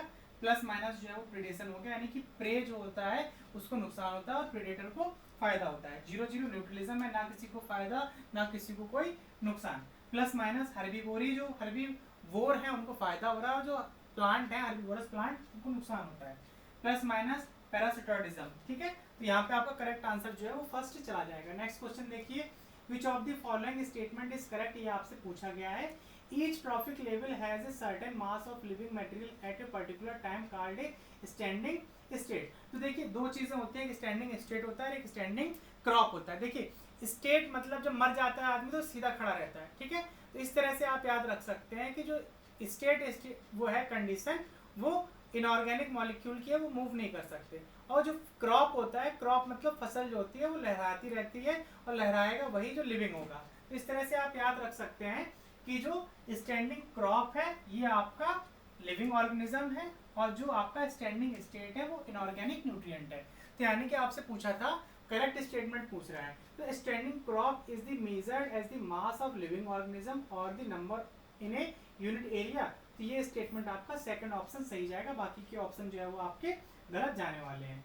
ठीक है, यहाँ पर आप देख लीजिए terrestrial ecosystem is significant portion of energy and often a much larger fraction flow through the detritus food chain। तो देखिए टेरेस्ट्रियल इकोसिस्टम में डेट्रिटस फूड चेन होता है, ठीक है। तो यहाँ पर उन्होंने बोल दिया था क्या ग्रासिक फूड चेन, इसीलिए इनका ये ऑप्शन गलत हो गया। और जो आपका यहाँ पर नेक्स्ट ऑप्शन है एक्वाटिक इकोसिस्टम में ग्रासिक फूड चेन होती है, तो यहाँ पर आपका हो जाएगा क्या मेजर कॉन्ट्रीब्यूट जो है वो आपका एक्वाटिक में ग्रासिक फूड चेन होती है। Aquatic ecosystem detritus food chain major contribute, तो यहाँ पर ग्रासिक होता है तो ये सही होता है, तो ये स्टेटमेंट भी आपके गलत हो गए, तो सही स्टेटमेंट आपका सेकंड जाने वाला है। नेक्स्ट क्वेश्चन देखिए, which one of the following technique is generally used to produce transgenic animal.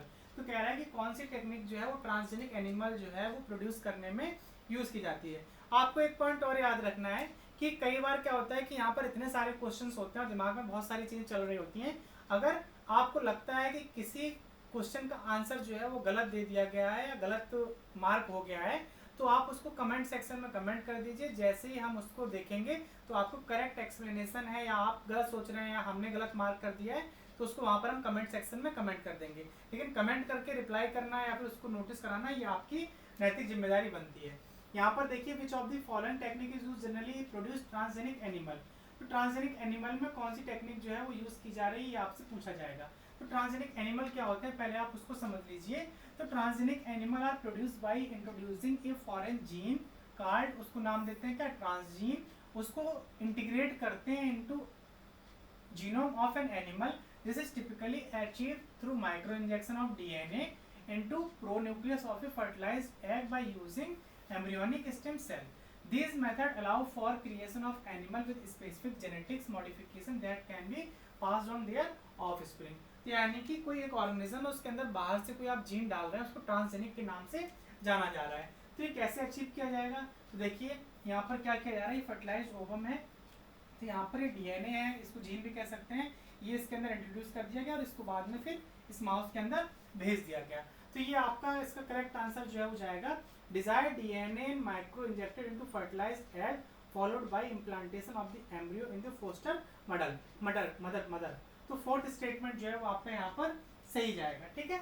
Next question देखिए, नेक्स्ट क्वेश्चन इसके अच्छा और पॉइंट भी आप देख लीजिए पहले।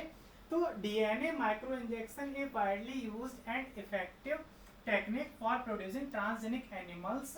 The desired DNA is directly injected into the pronuclei of the fertilized egg, allowing for integration into the host, and the modified embryos are then implanted into the foster mother for development। Dolly के बारे में देखिए बहुत से लोगों को confusion होगा। तो Dolly the sheep was first mammal to be cloned in an adult cell। तो जो डॉली है उसको फर्स्टली क्लोन किया गया था, ठीक है, तो वो क्लोन्ड है ना कि ट्रांसजेनिक है, but she was not transgenic animal क्योंकि उसके अंदर जीन नहीं डाला गया था, उसको क्लोन किया गया था।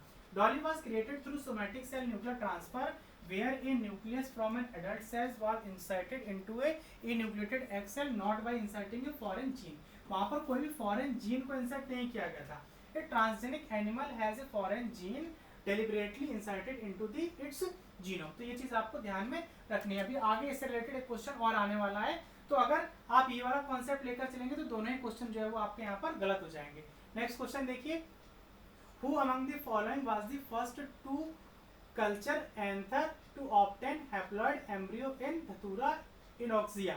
तो यहाँ पर दो साइंटिस्ट हैं, एक है आपके एस गुहा यानी कि सिप्रा गुहा जी हैं, दूसरा है आपके एस सी माहेश्वरी। तो सतीश चंद्र माहेश्वरी इन्होंने ही जो है वो सबसे पहले धतूरा पर ये कल्चर किया था, एंथर कल्चर। तो यहाँ पर देखिए Guha and Maheshwari were the first to successfully cultured anther of Datura innoxia to produce haploid plant in 1966, marking a significant advantage in plant tissue culture and haploid breeding. तो करेक्ट आंसर जो है वो आपका गुहा and Maheshwari जाएगा, ठीक है।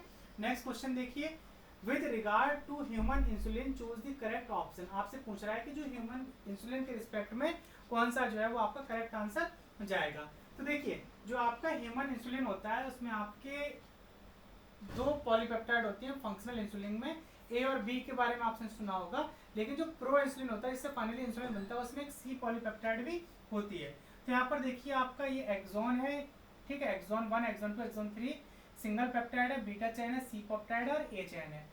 इसके बाद ये सेकंड स्टेप में गई pro insulin, single peptide, beta chain, C peptide और एच एन, ठीक है। फिर प्रो इंसुलिन जो है वो इसमें आप देखिए सिग्नल पेप्टाइड जो है यानी कि उसको रिमूव कर दिया गया, जो रेड वाला पोर्शन था। उसके बाद जो है जो सी पेप्टाइड होती है उसको भी रिमूव कर देते हैं, और जो ए और बी होती है वो आपस में डाइसल्फाइड बॉन्ड से क्या करती हैं, जोड़ दी जाती हैं। तो यहाँ पर देखिए C peptide is not present in mature insulin, ठीक है। तो ये स्टेटमेंट आपका सही है। सी पेप्टाइड देखिए मैच्योर इंसुलिन में कहाँ पर है, the insulin produced by R DNA technology है सी पेप्टाइड, तो नहीं, ये स्टेटमेंट आपका गलत हो जाएगा।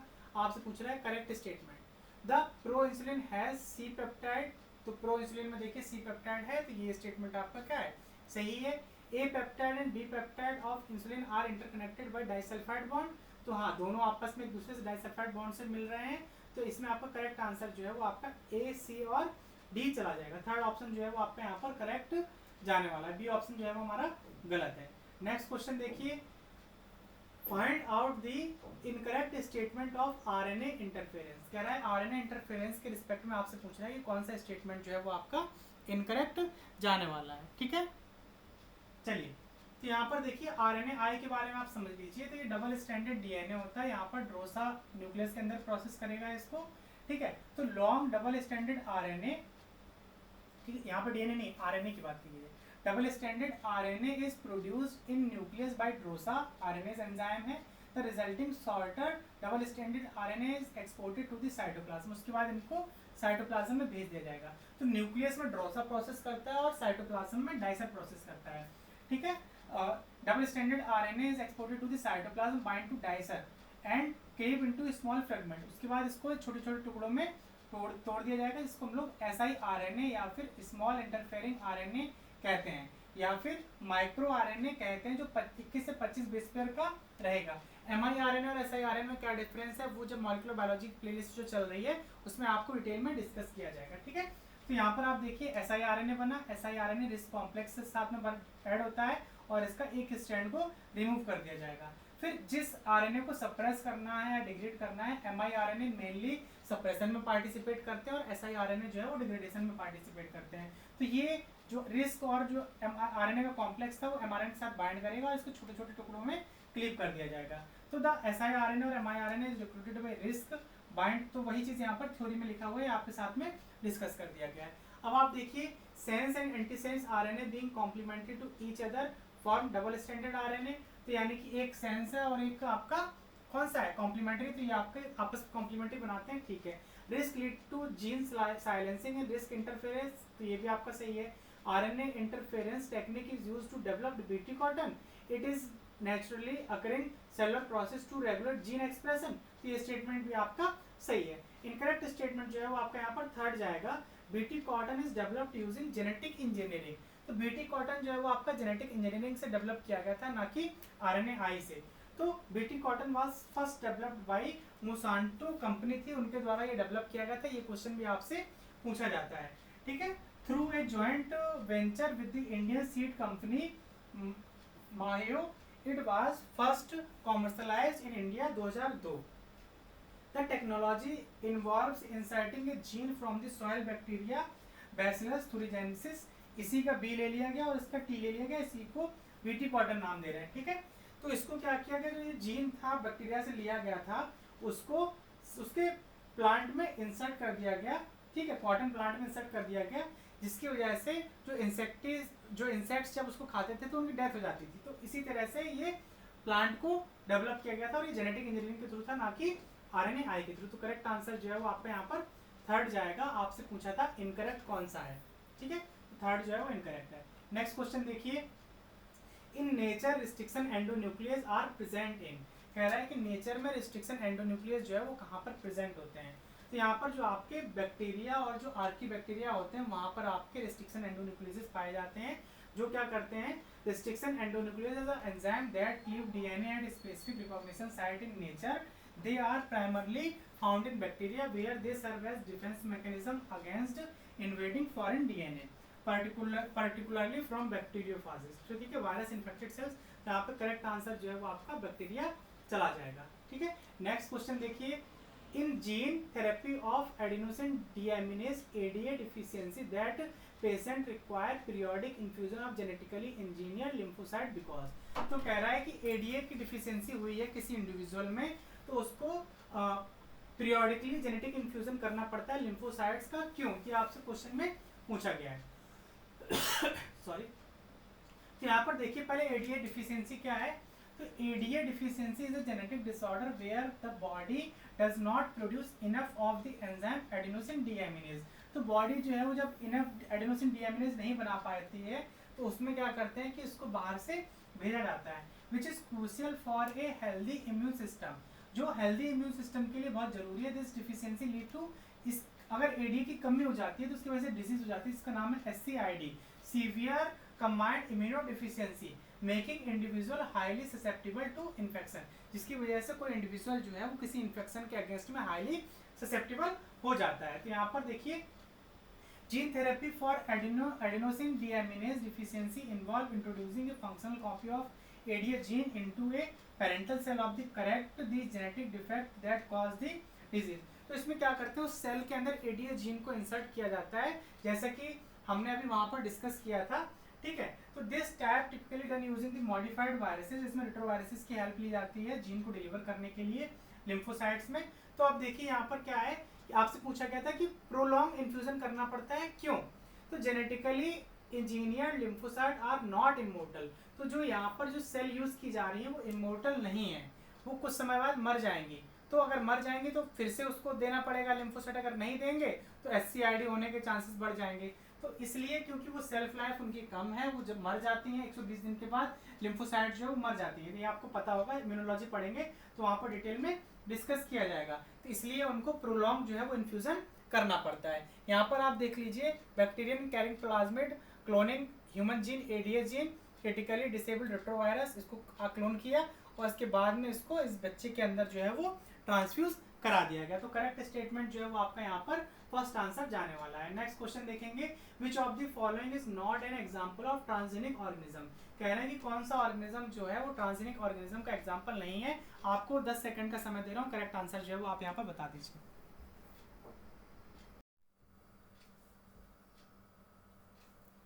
चलिए आपका समय समाप्त होता है। आपसे पूछा था कि ट्रांसजेनिक ऑर्गेनिज्म जो है वो कौन कौन से हैं, ये आपसे क्वेश्चन में पूछा गया था।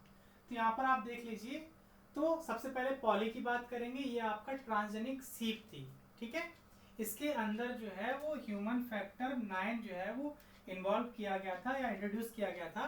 तो Polly was a transgenic sheep created in 1997, engineered to produce human factor 9 in her milk. ठीक है, तो ये ह्यूमन जो हीमोफीलिया होता है उसमें फैक्टर 9 की कमी से हो जाता है। तो Dolly the sheep born in 96 was the first mammal cloned from an adult somatic cell, but she was not a transgenic organism. यही चीज अभी जो है वो हमने आपसे थोड़ी देर पहले डिस्कस किया था। ठीक है, उसके अंदर कोई जीन इंसर्ट नहीं किया गया था, वो क्लोन थी। Flavr Savr was the genetically modified tomato, an example of an transgenic plant design for delayed ripening. तो ये आपका फ्लेवर सावर जो टोमेटो था, इसके बारे में हमने जो आपका लास्ट RPSC का पेपर डिस्कस किया था वहां पर डिटेल में ये चीज बताई थी। Gold fish are genetically engineered fluorescence fish, making them a clear example of transgenic organism. तो जो यहाँ पर आप फिश देख पा रहे हैं, इनको ग्लो फिश के नाम से जान रहे हैं। इनके अंदर जो है वो जीन इंसर्ट किया गया, जिसकी वजह से ये क्या करती है, चमकती हैं और लोग इसको एक्वेरियम में यूज करते हैं। तो GloFish are prime example of transgenic organism. They are genetically modified aquarium fish, especially zebrafish, that have been engineered to express fluorescent protein, making them glow under certain light condition. This process involve inserting gene from other organism, जैसे jellyfish से लेकर के इसके अंदर gene डाल दिया गया into the fish genome। ठीक है, इसकी वजह से क्या हुआ कि ये जो है वो ग्लो करेंगे और ये ट्रांसजेनिक का एक एग्जाम्पल बन गई है। नेक्स्ट क्वेश्चन देखेंगे तो यहाँ पर आपका करेक्ट आंसर जो है वो नॉट पूछा था, तो नॉट आपका डॉली जाएगा, ये आपका ट्रांसजेनिक नहीं है। नेक्स्ट क्वेश्चन देखिए, arrange the following steps about ELISA enzyme linked immunosorbent assay. तो यहाँ पर आपसे पूछ रहा है कि करेक्ट सीक्वेंस में आपको लगाना है। जो एलाइजा का स्टेप है उसमें आप देखिए, सबसे पहले हम क्या करते हैं, यहाँ पर करते हैं कोटिंग करते हैं सबसे पहले। तो प्री कोटेड वेल माइक्रोवेल, फिर उसके बाद हम उसमें ऐड करते हैं स्टैंडर्ड और सैंपल और स्टैंडर्ड दोनों इंक्यूबेट करते हैं। फिर sample and standard are removed, उसके बाद वॉशिंग करते हैं। फिर उसके बाद डिटेक्शन एंटीबॉडी डालेंगे, इंक्यूबेट करेंगे और फिर वॉश करेंगे। फिर डिटेक्शन कॉन्जुगेटेड इनक्यूबेट एंटीबॉडी डालते हैं, और फाइनली डिटेक्शन जो है वो आपका होता है क्या, सबस्ट्रेट डाल करके उसका जो प्रोडक्ट बनेगा उसको डिटेक्ट कर लेते हैं। तो आप देखिए सबसे पहले कहाँ से शुरू किया जाए इसको, तो सबसे पहले हम वेल को कोड करेंगे। तो code surface with the antigen and block unoccupied site with non specific protein, तो बी सबसे पहले आ जाएगा, ठीक है। फिर उसके बाद में हम क्या करते हैं, सैंपल डालेंगे अपना, ठीक है। Incubate with primary antibody against specific antigen, तो ये आपका देखिए सबसे पहले आपका बी आया और ये आपका दोनों में मिल रहा है, तो ये आपके दो ऑप्शन तो गलत हो गए, बच रहे हैं ये दो, तो ये आपका डी चला जाएगा, डी सेकंड नंबर पे आ जाएगा, ठीक है। फिर सी और ए में से देखना है आपको, तो add substrate formation for colour produce indicate presence of specific antigen, ठीक है। Incubate with antibody enzyme complex that bind primary antibody, तो यहाँ पर पहले आपका आएगा क्या, incubate with antibodies enzyme complex, तो कलर्ड जो प्रोडक्ट होता है उसका लास्ट स्टेप होगा, तो यहाँ पर आपका जो फोर्थ स्टेटमेंट जो है ये आपका करेक्ट आंसर जो है वो चला जाएगा, ठीक है। एक बार इसको आप देखिए और करेक्ट आंसर जो है वो बताइए, फिर मैं और क्लियर करता हूँ।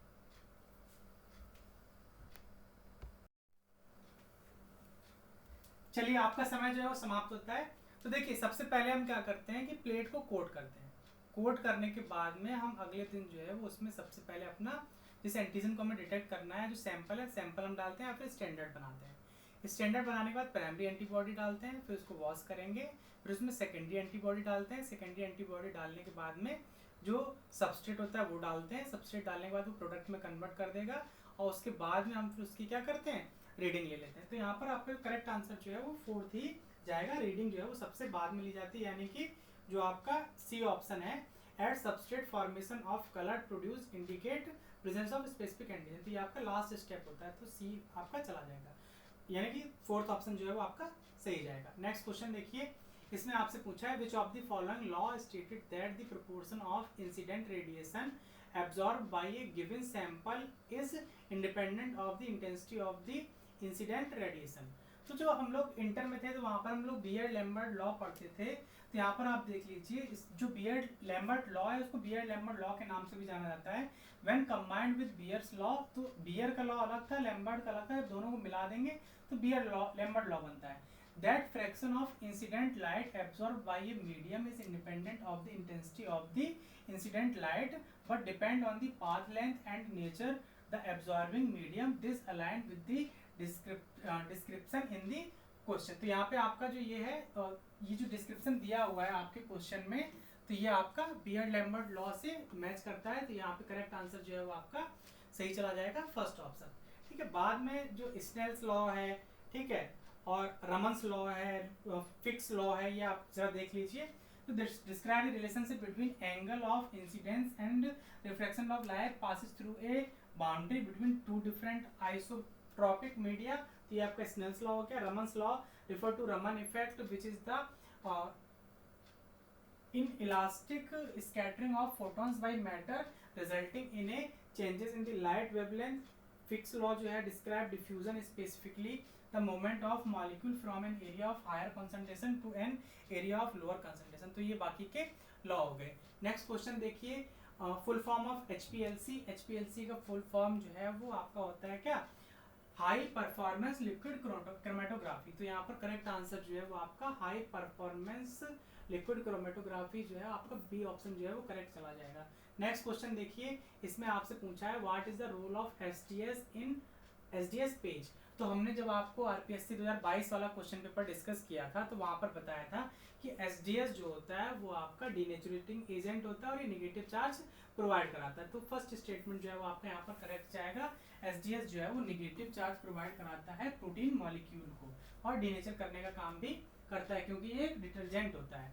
तो नेक्स्ट क्वेश्चन देखिए, in spectrophotometry how is absorbance related to transmittance. तो यहाँ पर आप देखिए relationship between absorbance and transmittance क्या होता है। तो absorbance and transmittance are inversely related, as absorbance increases होगा ट्रांसमिटेंस जो होगा वो क्या होता है, डिक्रीज होता है। या फिर हम कहें ट्रांसमिटेंस इंक्रीज होगा तो एब्जॉर्बेंस होगा वो क्या होगा, डिक्रीज होगा। जो मैथमेटिकल रिलेशनशिप होता है absorbance is equal to -log 10 transmissions. तो यहाँ पर जो माइनस में वैल्यू होती है तो absorbance is negatively logarithmic to the of the transmission. A statement जो है यानी कि फर्स्ट स्टेटमेंट है यहाँ पर आपका करेक्ट जाएगा। नेक्स्ट क्वेश्चन देखिए, which of the following produce is procedure नहीं क्या है, which of the following procedure is use to separate organelles from cell based on size and shape alone. तो शेप और साइज दोनों की बात की गई है, तो कह रहा है कि आपसे कौन सा जो आंसर है वो करेक्ट जाएगा। ठीक है, आइसोपिकनिक सेंट्रीफ्यूगेशन जो है इसे caesium chloride density gradient centrifugation भी कहते हैं। लास्ट आरपीएससी के पेपर में हमने इसको डिस्कस किया हुआ है, तो आप देख लीजिएगा। तो डेंसिटी ग्रेडियंट सेंट्रीफ्यूगेशन जो होता है, ठीक है, separates particle based on both density and size. तो डेंसिटी ग्रेडियंट सेंट्रीफ्यूगेशन है दोनों के बेसिस पर, साइज के बेसिस पर भी और डेंसिटी के बेसिस पर भी। लेकिन जो आपका आइसोपिकनिक जो होता है वो आपका डेंसिटी के बेसिस पर केवल करता है, उसको साइज से कोई भी लेना देना नहीं होता है। तो इसका करेक्ट आंसर जो है वो आपका यहाँ पर थर्ड जाएगा, क्योंकि दोनों चीजें पूछी गई थी, डेंसिटी भी पूछा गया था और साइज भी पूछा गया था। नेक्स्ट क्वेश्चन देखिए, in phase contrast microscope the lateral plane of the objective is advanced और रिटार्डेड बाई। तो ये आपका जो इसमें पूछा गया है, in phase contrast microscope a critical component is the phase plate which is positions in or near up to the objective lens referred to focal plane. This phase plane selectively alter the phase and amplitude of the undeviated light. Especially it advances or retarded the phase of light by a quarter wavelength. इसे lambda by 4 कहते हैं relative to the diffracted light from the specimen. This phase shift combined with the amplitude attenuation lead to the constructive or destructive interference translating invisible phase differences into visible brightness variation in the images. तो यहाँ पर आपका एक quarter wavelength जो है वो lambda by 4, ये आपका करेक्ट आंसर यहाँ पर जाना चाहिए। नेक्स्ट क्वेश्चन देखिए, which of the following type of chromatography is use for the analysis of organophosphorus pesticide. तो ऑर्गेनोफॉस्फोरस पेस्टिसाइड के एनालिसिस के लिए किस प्रकार की क्रोमेटोग्राफी का यूज किया जाएगा, ये क्वेश्चन में आपसे पूछा गया है। तो गैस लिक्विड क्रोमेटोग्राफी और कॉलम क्रोमेटोग्राफी का यूज किया जाता है ऑर्गेनोफॉस्फोरस पेस्टिसाइड के एनालिसिस के लिए। तो यहाँ पे आपका गैस क्रोमेटोग्राफी और जो दूसरा है column chromatography, gas liquid chromatography और कॉलम क्रोमेटोग्राफी, यानी कि बी और सी जो है वो आपका यहाँ पर करेक्ट आंसर चला जाएगा। अब ऑर्गेनोफॉस्फोरस पेस्टिसाइड है, ये क्या होते हैं इनके बारे में जरा आप देख लीजिए। तो ऑर्गेनोफॉस्फोरस पेस्टिसाइड ओपीस के नाम से भी जानते हैं, और क्लास ऑफ इंसेक्टिसाइड, इंसेक्टिसाइड मतलब इंसेक्ट्स को मारने वाला। Many of which are highly toxic that are widely used in agriculture and for pest control in commercial and residential setting. They are known for their ability to inhibit acetylcholine esterase ACHE, an enzyme crucial for nerve impulse transmission leading to potential neurotoxic effect. तो ये आपका हो गया क्या, organophosphorus pesticide. इसको analysis करने के लिए गैस लिक्विड क्रोमेटोग्राफी और कॉलम क्रोमेटोग्राफी का यूज किया जाता है। नेक्स्ट क्वेश्चन देखिए, which of the following substances is not used for staining in electron microscope. तो यहाँ पर आपका यूरेनिल एसिटेट, लेड सिट्रेट और ऑस्मियम टेट्रा ऑक्साइड, इन दोनों को हमने आपका लास्ट लेक्चर जो है, इन तीनों को लास्ट जो आपका लेक्चर था आरपीएससी ग्रेड 2 का 2022 वाला क्वेश्चन पेपर, वहाँ पर डिस्कस किया था। तो uranyl acetate is widely used as negative stain in electron microscopy. Lead citrate is used as enhancer of heavy metal staining in electron microscopy and enhance contrast in several substances. Osmium tetroxide है, ये आपका fixative था, एक आपका osmium tetroxide था, दूसरा न्यूट्रैल्डिहाइड था। तो ये आपके तीनों जो है वो ये आपके करेक्ट आंसर जाएंगे, इनको यूज करते हैं स्टेनिंग में। ठीक है, आपका जो इनकरेक्ट आपसे पूछा था, नॉट यूज्ड पूछ रहा था, तो आपका फर्स्ट स्टेटमेंट जो है वो आपके यहाँ पर सही जाएगा। नेक्स्ट क्वेश्चन देखिए, find out the incorrect statement about transmission electron microscopy. देखिए दो तरह की इलेक्ट्रॉन माइक्रोस्कोपी, एक आपका टैम होता है और एक सेम होता है। टैम में थिन लेयर सेक्शनिंग की जाती है, जिसकी वजह से जो इलेक्ट्रॉन बीम है वो सेक्शन को क्रॉस करके दूसरी तरफ निकल सके। लेकिन जो स्कैनिंग इलेक्ट्रॉन माइक्रोस्कोप होता है उसमें इलेक्ट्रॉन बीम आती है, सरफेस से टकराती है और वो निकल जाती है, यानी कि टोपोग्राफी उसकी अपर सरफेस कैसी है उसके हिसाब से उसकी इमेज का फॉर्मेशन करके देती है। तो इसमें आपसे पूछा है कि अबाउट टैम के बारे में कौन सा इनकरेक्ट है। तो यहाँ पर आप मैच कराइए, the electron beam is focused by electromagnetic lens to simultaneously simultaneously illuminated the entire viewing field. The electrons are accelerated as a fine beam that scan the specimen. ठीक है, the image is formed by the electron that are reflected back from the specimen. तो यही statement हमारा क्या है, गलत है। Specimen से बैक नहीं जाती, बैक जाएगी तो वो सेम हो जाएगा, टेम में वो क्रॉस करके क्या करती है, दूसरी तरफ निकल जाती है। तो करेक्ट स्टेटमेंट जो है वो आपका यहाँ पर थर्ड जाएगा।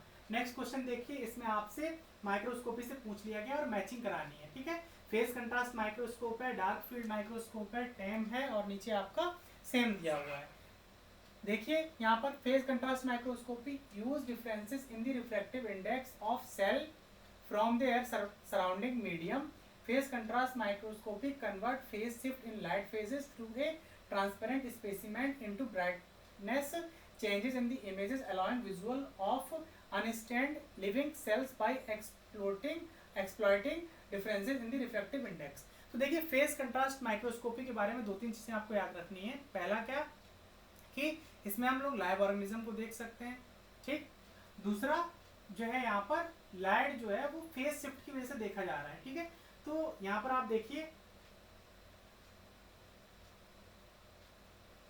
ये हो जाएगा आपका फेस कंट्रास्ट, यानी कि ए का चला जाएगा आपका क्या, थर्ड चला जाएगा। ठीक है, डार्क फील्ड वाले का देखिए light reaches the specimen only from the dark side. तो light reaches only from the dark side, तो ये आपका हो जाएगा क्या, डार्क फील्ड, यानी कि बी का फर्स्ट। तो बी का फर्स्ट जो है वो आपको यहाँ पर फर्स्ट ऑप्शन में मिल रहा है और फोर्थ में मिल रहा है।